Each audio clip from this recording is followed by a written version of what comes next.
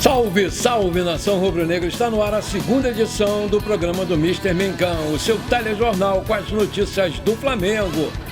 Flamengo tem carta na manga para poder avançar pela contratação de lateral esquerdo. Atalanta decide não contratar mais o lateral Wesley após atraso da documentação. Adversário definido, Flamengo enfrenta o Bahia nas quartas de final da Copa do Brasil. É oficial, Michael já tem data para se apresentar ao Flamengo. Essas e outras você confere agora. Fica comigo até o final, porque aqui tem muito mais Flamengo para você. Olá, muito boa tarde. Hoje na CBF, às 15 horas, horário de Brasília, foi efetuado o sorteio dos jogos das quartas de final da Copa do Brasil e os confrontos ficaram assim: Vasco e Atlético Paranaense, São Paulo e Atlético Mineiro, Bahia e Flamengo, Juventude e Corinthians. Esses já estão aí com os mandos de campo.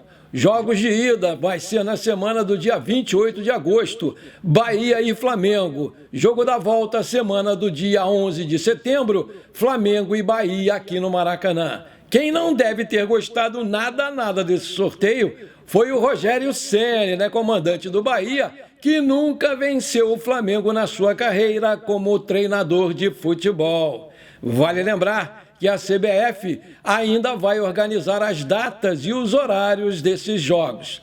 Também vale lembrar que não haverá vantagem no saldo de gols durante a Copa do Brasil, caso após os dois jogos os times permaneçam empatados. A classificação vai ser definida nos pênaltis, porque os gols em casa não são mais critérios de desempate. Caso o Flamengo se classifique para a semifinal da Copa do Brasil, vai levar para casa mais 4,5 milhões de reais.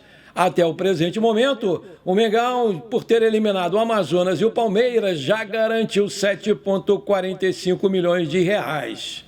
Aí eu te pergunto, você gostou que o Flamengo vai enfrentar o Bahia? Coloca aí! O Flamengo não deve aceitar o convite da CBF para participar do Campeonato Brasileiro Sub-23, porque entende que a melhor saída para aproveitar os jogadores formados na base que estourarem a idade e ainda estiverem sob o contrato é o acordo com o clube português Leixões, que está sendo negociado e deve ser submetido em breve à aprovação do Conselho Deliberativo do clube. Recentemente, o Flamengo enviou para o clube português 2 jogadores nessa situação, o atacante Verton e o zagueiro Gabriel Noga. Caso o Conselho Deliberativo do clube aprove a operação de compra de parte da SAD, que é a Sociedade Anônima de Desporto, o equivalente à nossa SAF, que controla o Leixões, vários outros jogadores do elenco da base do Flamengo podem ter o mesmo destino nos próximos meses. A CBF está propondo a realização de um brasileiro de aspirantes para jogadores entre 17 e 23 anos. Até o momento, segundo o jornalista Rafael Zarco, do GE.com, apenas 14 clubes das séries A e B manifestaram interesse em participar desse torneio. O prazo para responder ao convite termina nesta quarta-feira, dia 21.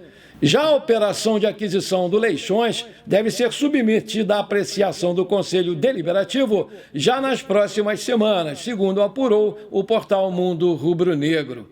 Uma reportagem recém-publicada na Folha de São Paulo diz que o Flamengo já investiu 1,5 milhão de euros no clube português. Mas os dirigentes do clube negam que o Flamengo tenha feito qualquer investimento antes da aprovação do Conselho Deliberativo.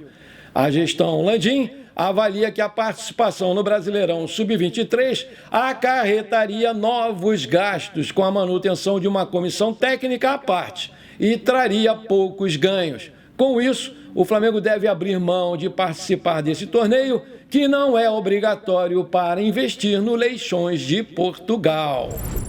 Com um acordo de 20 milhões de euros sendo fechado no último final de semana, a negociação entre Flamengo e Atalanta da Itália pelo lateral direito Wesley parecia estar bem encaminhada, mas a liberação imediata do jogador para o clube italiano tornou-se um impasse. Por esse motivo, a equipe italiana voltou atrás com as negociações e desistiu da contratação. o clube italiano já estuda outras opções. De acordo com o jornalista Vene Casagrande, o clube italiano esperou a documentação final, que chegou com horas de atraso. Quando revisou o documento, a Atalanta percebeu que a cláusula indicava que o lateral só viajaria no dia 26, sem tempo suficiente para realizar novos exames e buscar um substituto. A Atalanta decidiu não prosseguir com essa contratação. Diante dos recentes desentendimentos envolvendo a negociação com o clube italiano, o Bruno Spindel rebateu as acusações de demora atribuídas ao Flamengo. Em sua declaração, Spindel diz: "Hoje à tarde a gente foi comunicado informalmente que eles desistiram e a gente imagina que eles tenham encontrado um outro atleta que interessasse mais a eles."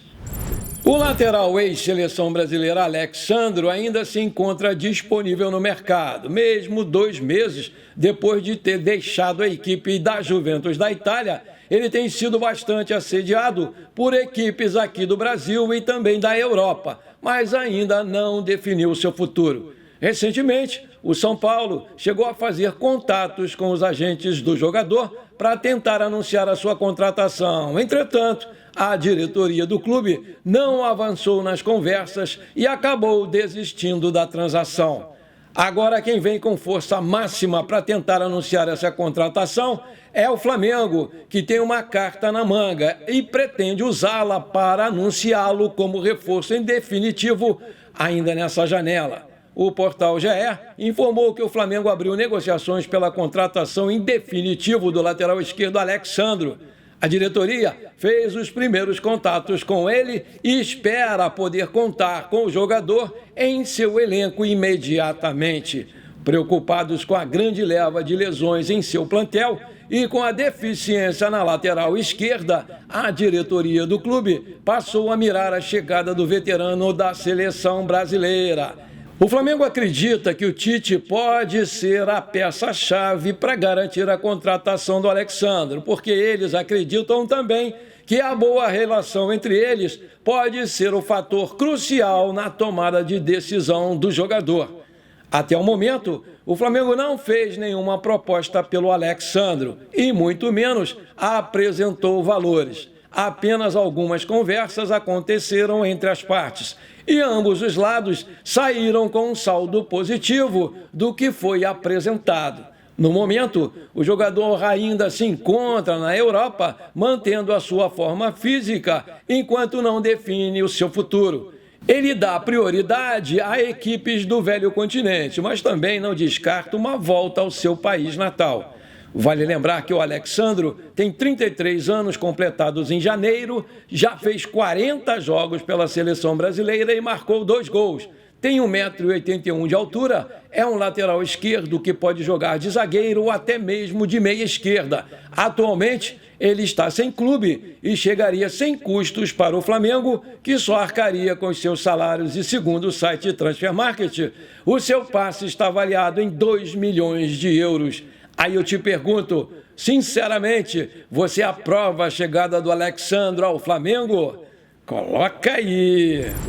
Agora eu tenho um pedido para te fazer. Se você está curtindo o nosso programa, então me dá essa moral. Não esquece, manda abraço agora no like para fortalecer o nosso canal. Se você ainda não é inscrito, bora lá, me dá esse prazer. Aperta o botão inscrever-se, aperta o sininho ali e pronto, simples assim. Você me ajudou demais. Fiquei muito feliz com você. Muito obrigado. Segundo o portal GE, o primeiro reforço do Flamengo para o segundo semestre está bem encaminhado, como o próprio Marcos Braz revelou no último domingo, depois da derrota para o Botafogo. O rubro-negro já tem um acerto com um atacante de 28 anos, mas falta ainda uma parte importante, que é a liberação do Al Hilal, que encaminhou na noite dessa segunda-feira. Depois do título da Supercopa Saudita no sábado, o Al Hilal deu folga coletiva para o clube e isso atrasou o processo do Michael. O empresário dele, Eduardo Maluf, está em Riad e só conseguiu se reunir com os árabes na noite dessa segunda-feira. O encontro foi considerado muito positivo para definir as condições de uma saída antecipada do jogador, que tem vínculo somente até janeiro de 2025 e já poderia assinar um pré-contrato com qualquer outro clube. Até porque o Al Hilal precisa abrir uma vaga de estrangeiro em seu elenco nessa janela para poder inscrever o Neymar, que está voltando de uma recuperação de uma grave lesão no joelho e deve voltar a jogar em setembro. A tendência é que o craque herde mesmo a vaga do Michael, por ele já estar em fim de contrato. As partes encaminham a rescisão, mas há ajustes a serem feitos ainda, como, por exemplo, o que o Michael tem ainda a receber do clube saudita até janeiro, quando encerraria o seu contrato. O Flamengo já trabalha com a provável rescisão hoje, nessa terça-feira, e já prepara um valor de luvas para pagar ao jogador. Dizem R$2 milhões, salário e luvas. E o elenco do Flamengo estará na Bolívia para enfrentar o Bolívar pelo jogo da volta da Libertadores, onde o time da casa não perde em seu estádio há um ano. Para receber o robozinho, o Flamengo não vai ter aí o seu elenco para fazer aquela festa, mas com certeza fará quando estiverem todos juntos. A diretoria rubro-negra espera a chegada do atacante até quinta-feira, dia 22, aqui no Rio de Janeiro, para assinar o seu contrato, que será válido até dezembro de 2028. Michael jogou 105 jogos pelo Flamengo, fez 23 gols entre 2020 e 2021 e foi vendido no início de 2022 ao Al Hilal por $8,45 milhões, 45,5 milhões de reais na cotação da época. Aí eu te pergunto, você gostou da volta do Michael para o Mengão? Coloca aí! Bom, por enquanto foi isso. Eu espero que você tenha gostado do nosso programa. Muito obrigado por você ter ficado comigo até aqui. Um forte abraço. Não esquece de compartilhar esse programa com seus amigos e parentes flamenguistas para a gente crescer o nosso canal. Eu conto muito com você. Bora lá ser feliz. Pra cima deles, Mengão. Seja muito bem-vindo, robozinho!